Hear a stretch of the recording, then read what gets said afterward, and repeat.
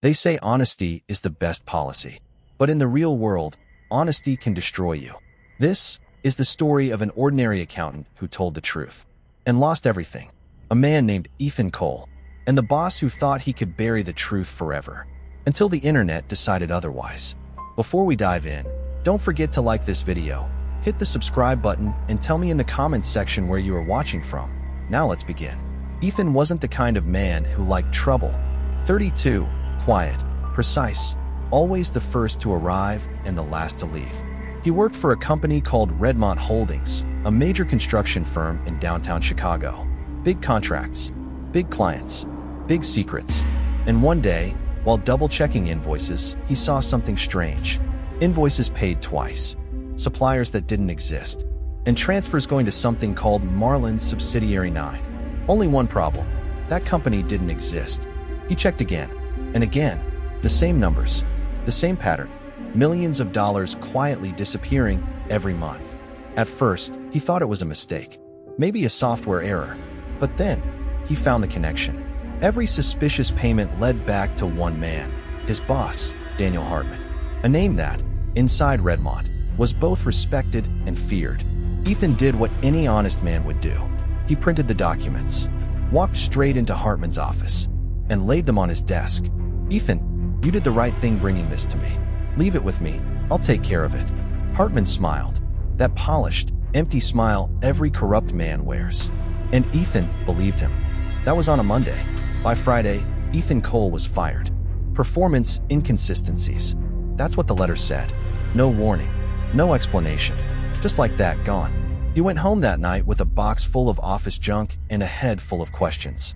He hadn't done anything wrong. He'd only told the truth. But the truth had consequences. He sat there, staring at his computer. Something inside him refused to let it go. And so, he opened his old company email, still logged in. They hadn't revoked his access yet. He clicked downloads, then internal archives. And that's when he found it. A hidden folder named Project Haven. Inside, bank records, government contracts, money meant for disaster relief, rerouted to offshore accounts under Daniel Hartman's brother's name. Ethan froze.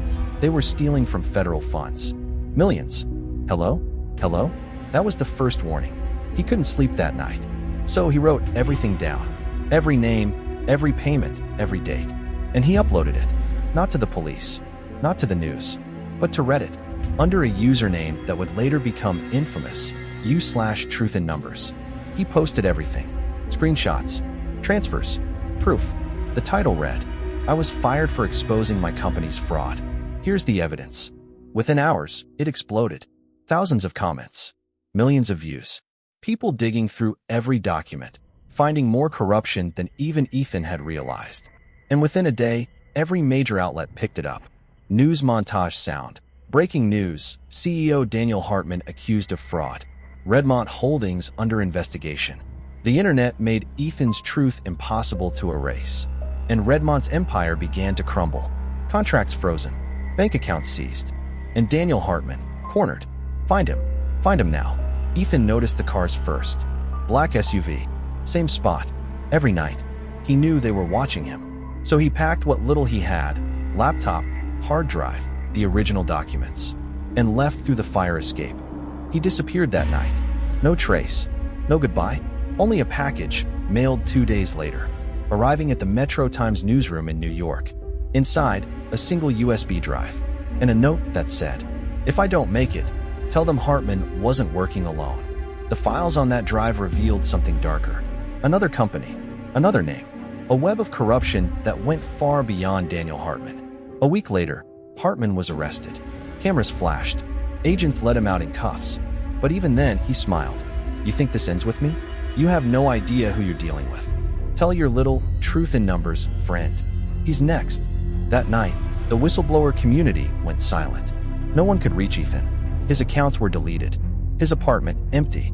Laptop gone. Phone still ringing on the table, unanswered. But hours later, something strange happened.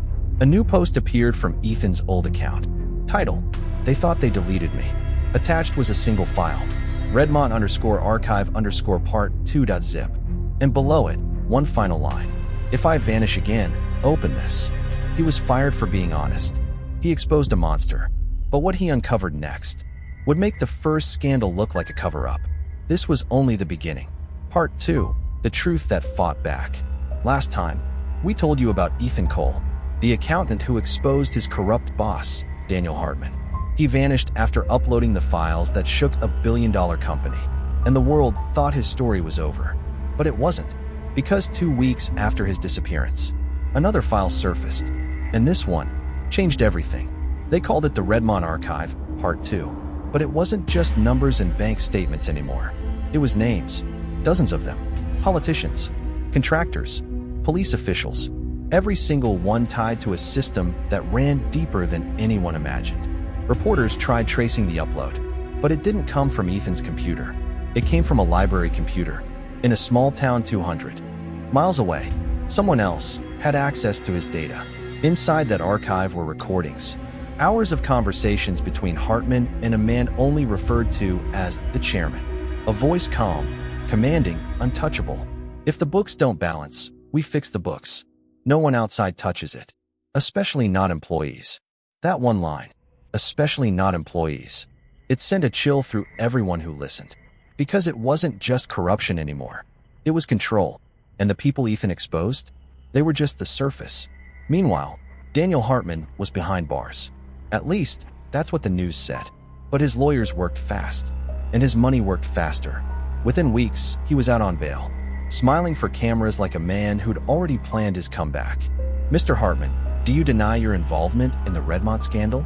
You can't arrest progress. And you can't kill what you don't understand. He wasn't talking about the company.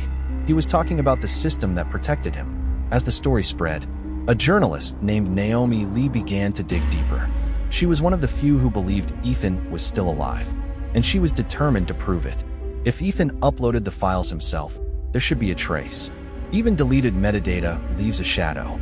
Someone helped him, or someone finished what he started. And she was right.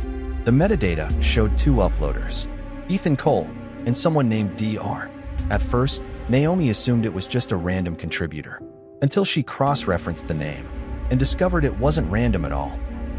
Dr. Samuel Reed, a systems engineer once employed by Redmont Holdings.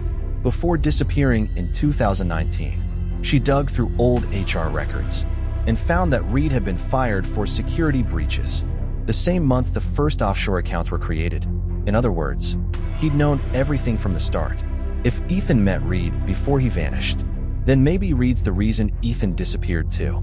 She drove for hours to a warehouse address listed on Reed's old business license. The kind of place you don't find by accident. The kind of place that doesn't want to be found. Dr. Reed?